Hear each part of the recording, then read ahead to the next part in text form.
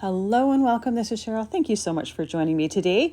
We're on day 18 of the Spellbinders Crafty Advent Calendar. Every day for the first 24 days of December, I'm opening up one of the windows from this calendar, showing you what's inside and then creating a project with whatever is inside. And sometimes I'll incorporate things from previous days, and today I will be doing that. So today we have this corner die set, and it has some wavy lines to it. And to me, it kind of looked a little bit like a beach, a wavy beach, like the edge of the water, as well as the different sand colors based on how wet they were. So off screen, I cut my pieces. I have a bunch of different shades of brown here, as well as white for the foam on the edge of the water. So when you're cutting these pieces, they all cut at the same time. So I have a bunch of extra pieces. I just kept them in the packaging that die set came in, so I can use it possibly for a future project. For the rest of my card, I'm creating a shaker card, and I used some dies from the A2 Matting Basics die set. So I used the second largest with the coral cardstock. That's the same color that I did for part of the layers of the fish.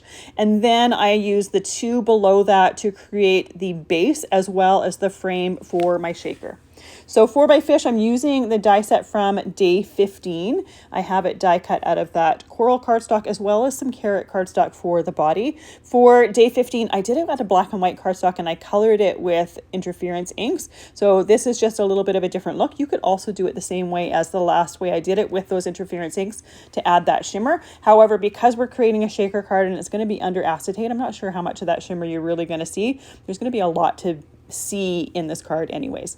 So I'm using some alcohol ink Duralar for the clear part of my shaker card. You can use just regular acetate as well. I didn't have a piece small enough, and I didn't really want to cut something that was larger, and I knew I had a smaller piece of the Duralar that was going to be perfect for this. So I'm gluing my little wave pieces on the corner of that Duralar using some Barely Art glue. I have it in a fine line bottle.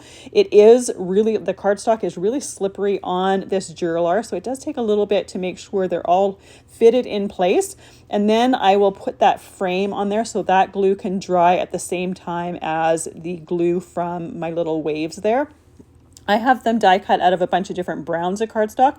You can obviously do them out of whichever colors you're wanting to do. I have them done with truffle, acorn, fawn, and alabaster, and then the background of my card or of my shaker for the water is done with waterfall cardstock. I really love that waterfall cardstock with the orange or the coral fish. I think it's just a really pretty combination. And then it was just a fun way to use that die from today to do it as a shore. Now, I did it in various browns because, like I said before, in my opinion or in my mind, it was the different shades of the sand with water, but you could obviously do it with different colors of blue as well if you wanted it to be more the water and then wanted to do something in the sand. Like some shells would be really pretty here. So for the rest of my shaker card, I'm using some thin foam tape strips. Now my foam tape is really narrow or really thin, so I am going to be doing a double layer of it. When I'm doing it, I want to make sure that I don't have any openings for the sequins to pop out or to slip out. So when I do it, I do that first layer, I take the backing off of it, and then I go and do the second layer, and I make sure that my seams aren't all in the same place. So I use the foam tape to kind of secure the different seams that I have in that first layer and have the seams for this in different areas. To me, it just makes it a little bit more structurally sound, even though this is just a shaker part for a card. Once I have those two layers there, I'm going to test the amount of sequins. I want to put a lot of sequins in here because a lot of it is going to be hidden behind those die cuts, and I want to make sure that some of it is visible. So I usually don't put quite this much in there.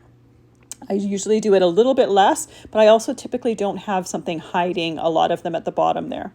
So as I did this, it was a good reminder. I always forget this step. I'm using some embossing powder tool on the inside of that foam tape. It helps that sequins not stick as much. It'll still sometimes stick a little bit, especially if you happen to miss an area, but it just helps it just a little bit. So it was a good reminder. I took the sequins out, did that embossing powder tool to take any sticky from the inside of that shaker. Then I can put those sequins back in, take that backing off, and I can put my back part of my card on there. And earlier I glued that fish to the waterfall cardstock so that that was already done. So I know that that glue is dry. I don't have any wet glue possibly seeping out of that for those sequins to hold on to. Now that this part is done, I can finish the rest of the card, and it's really, really simple. I kept it very simple. For all of these cards for the advent calendar, I'm keeping them really, really simple because I think this is a perfect card or perfect calendar with products for beginners. You could always make them a lot harder, but I think this is just perfect for creating stuff for beginners and using very simple products and creating really simple designs. So here is the finished shaker card. Those clear sequins I think are perfect for this. To me, it's kind of like the foamy part on the waves of the water, and that's what I was going for. It doesn't detract anything from that fish. It adds a lot of movement, and I love the little bit of sparkle and shimmer you get from those sequins. Thank you so much for joining me today for day 18 of the Spellbinders Crafty Advent Calendar.